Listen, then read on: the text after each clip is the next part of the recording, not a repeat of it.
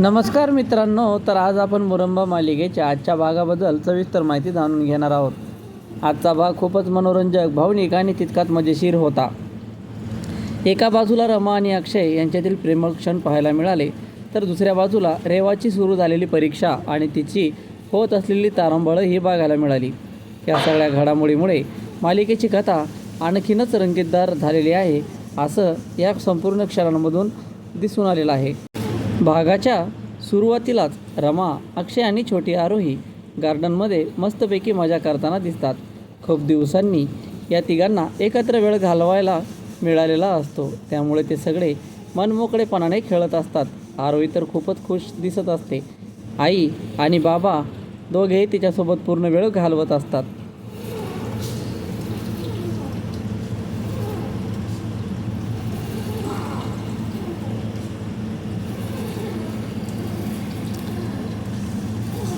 रमा आणि अक्षय दोघेही आरोहीसोबत लहान मुलांसारखे खेळत असतात. कधी धावपळ, कधी झोके, कधी पकडापकडी असे अनेक या पद्धतीचे विविध खेळ सुरू असतात. घरातील जबाबदाऱ्या सध्या रेवाकडे असल्यामुळे रमाच्या मनावर कोणतंही टेन्शन नसतं. ती फक्त तिच्या कुटुंबासोबत मस्त मजा करत असते. ती अक्षयला म्हणते, असू द्या ना, एक आईस्क्रीम खाल्लं तर काय होतं.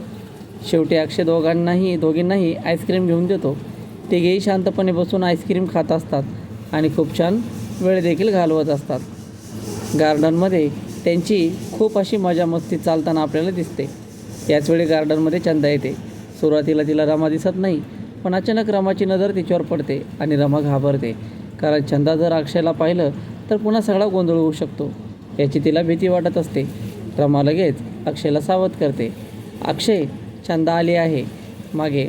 या पद्धतीनं रमा अक्षयला सावध करते आणि त्या पद्धतीनं अक्षय देखील पाठीमागं फिरून बघतो. ती विचारते, तुम्ही दोघीच आलात का? अजून कोणी खास व्यक्ती आली आहे का? रमाला लगेच तिचा हेतू समजतो. ती थेट विचारते, काय गं, आमच्यावर पाळत ठेवतेस का? तो रमाला म्हणतो, खरंच तुझी सुपर मम्मा आहे. आरोहीला हे वाटतं की तिच्या आईमुळेच ते वाचले आहेत, अशा पद्धतीनं आरोहीला वाटत असतं. गार्डनमधून परतताना तिघांनी भरपूर अशी शॉपिंग केलेली असते. गाडीतून घरी जाताना रमा आणि अक्षयमध्ये छोट्या छोट्या गमती सुरू असतात. अक्षय रमाकडे पाहत असतो आणि तिच्यासोबत क्षण तो एन्जॉय करत असतो. रमासुद्धा खूप अशी एन्जॉय करत असते. दुसऱ्या बाजूला घरात मात्र रेवाची पुरती दमछाक झालेली असते. तिला घरातील सगळी कामं करावी लागत असतात. कपडे धुणं, स्वयंपाक, चहा, सगळ्यांच्या आवडी लक्षात ठेवणं, अशा अनेक जबाबदाऱ्या तिच्यावर पडलेल्या असतात. रेवाला वाटलं होतं की अक्षयची पत्नी होणं म्हणजे फक्त आरामदायी आयुष्य असेल, पण मुकादम कुटुंबाची सून होणं इतकं सोपं नाही, हे मात्र तिला आता समजू लागलेलं असतं. अक्षय घरी आल्यानंतर रेवाला आवाज येतो, पण रेवा लगेच बाहेर येत नाही. त्यामुळे अक्षय खूप चिडतो. तो तिला सांगतो, नवरा घरी आल्यावर त्याला पाणी द्यायचं, चहा विचारायचा. रमा असायची तेव्हा सगळं वेळेवर असायचं. हे ऐकून रेवाला खूप वाईट वाटतं. ती लगेच म्हणते की तिला सगळं शिकवा, ती प्रयत्न करेल. रेवा अक्षयसाठी कॉफी बनवत असते, पण त्याचवेळी रमा शांतपणे कोकम सरबत बनवून अक्षयला देते. अक्षय लगेच खुश होतो, वा, मला आत्ताच हेच प्यायचं होतं. इतक्यात रेवा कॉफी घेऊन येते आणि तिला वाईट वाटतं की अक्षयने तिची कॉफी घेतली नाही.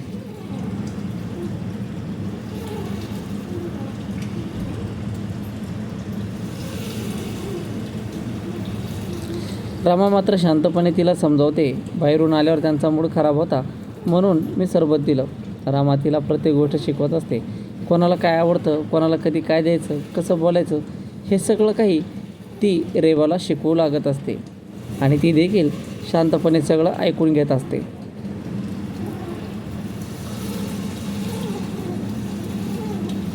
यानंतर घरातील सगळे मिळून रेवाची मजा घेत असतात. कपडे धुण्यापासून स्वयंपाकापर्यंत प्रत्येक काम तिच्याकडून करून घेतलं जातं. अभि आणि आनंद तर तिची मजा घेत म्हणतात, काय कपडे धुतलेस रेवा, एकच नंबर. या पद्धतीनं तिच्यावरती खूप अशी मजा मस्करी चालू असते.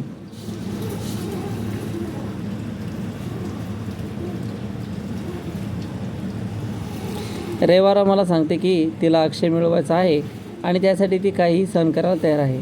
रमा तिला शांतपणे समजवते की अक्षयची पत्नी होणं म्हणजे फक्त त्याच्यासोबत राहणं नाही, तर संपूर्ण घराची जबाबदारी उचलणं आहे. रेवा म्हणते, मला सगळं शिकव, कोणाला काय आवडतं काय नको, कसं वागायचं सगळं शिकव, मी सगळं काही शिकायला तयार आहे, या पद्धतीनं रेवा सांगत असते. तर मित्रांनो, तुम्हाला हा व्हिडिओ आवडल्यास नक्कीच आपल्या पेजला फॉलो करा, यूट्यूब चॅनलला सबस्क्राईब करा. भेटू पुढील व्हिडिओमध्ये. तोपर्यंत धन्यवाद.